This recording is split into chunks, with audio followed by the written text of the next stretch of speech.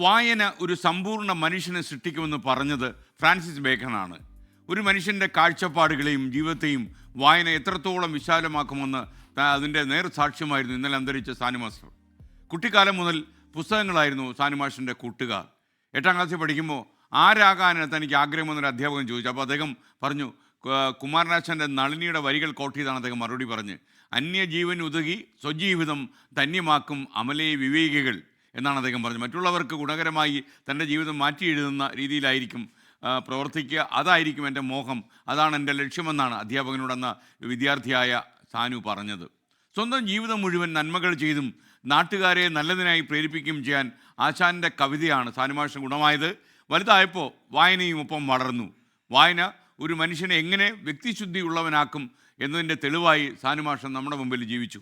മുൻവിധികളില്ലാത്ത തുറന്ന വായന സംസ്കാരങ്ങളെയും ജനങ്ങളെയും അടുത്തറിയാൻ നമ്മെ ഒരുപാട് സഹായിക്കും. വായന നമ്മുടെ മനസ്സിനെ വിപുലപ്പെടുത്തും. നീതിബോധവും സഹാനുഭൂതിയും സഹവർത്തിത്വവും ഒക്കെ നമ്മളിൽ വളരും. വായന ഉണ്ടായാൽ വായിച്ചു വളരുക എന്നാണല്ലോ. വായിച്ചു വളരുന്നവരെ ഒരിക്കലും അഹംഭാവം എന്ന വികാരം പിടികൂടില്ല. അവർക്ക് അവരെ അറിയാം. അഹം ബ്രഹ്മാസ്മി എന്നവർ പഠിച്ചുകൊണ്ടേയിരിക്കും. നീ നിന്നെ തന്നെ അറിയുക. ഒരു മൺതരിയോളം ചെറുതാണ് ഞാൻ എന്നാണ് മാഷ് ഒരിക്കൽ പറഞ്ഞത്.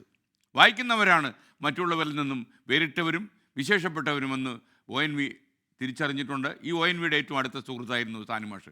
അവർ തമ്മിലുള്ള ഒരു സഹവർത്തിത്വം എക്കാലത്തും സർഗ കേരളം കണ്ടിട്ടുണ്ട്. സാനു മാഷും ONVയും തമ്മിലുള്ള സൗഹൃദ ബന്ധത്തെക്കുറിച്ച് കൂടി സൂചിപ്പിക്കാനാണ് ഞാനിത് ഈ കാര്യം പറയുന്നത്. സാനു മാഷ് ഒരു വിമർശനത്തിൻ്റെ വെള്ളി വെളിച്ചം തൂകുമ്പോഴും അദ്ദേഹത്തിലെ മനുഷ്യൻ, സാനു എന്ന മനുഷ്യനെ അദ്ദേഹം മാറ്റി നിർത്തിയില്ല. എന്തിനും അദ്ദേഹം ഒരു ഹ്യൂമൻനെസ് കൊണ്ടുവന്നിരുന്നു. സാനു മാഷിനെ ഒരിക്കൽ കൂടി ഓർമ്മിക്കുന്നു. ഇത്തരം ആളുകൾ ജീവിച്ചിരുന്ന കാലത്ത് നമുക്കും ജീവിക്കാൻ കഴിഞ്ഞു എന്നുള്ളത് വളരെ പ്രധാനപ്പെട്ട കാര്യമാണ്. എന്നെപ്പോലുള്ള ആളുകൾ അതൊരു പ്രിവിലേജായി എടുക്കുന്നു. ഒരുപാടൊന്നും അദ്ദേഹവുമായി സംസാരിക്കാൻ കഴിഞ്ഞിട്ടില്ല എങ്കിൽ പോലും കിട്ടിയ നിമിഷങ്ങളൊക്കെ തന്നെ സുവർണ്ണ നിമിഷങ്ങളായിരുന്നു എന്നുകൂടി ഞാൻ ഓർമ്മിക്കുന്നു. ലോകത്തെവിടെയായാലും ഏത് സമയത്തും 24 വാർത്തകളും ഓഗ്മെന്റഡ് റിയാലിറ്റി പാക്കേജുകളും എക്സ്പ്ലെയിനറുകളും വിശദമായി കാണാൻ ഞങ്ങളുടെ YouTube ചാനൽ നിങ്ങൾക്ക് സബ്സ്ക്രൈബ് ചെയ്യാം.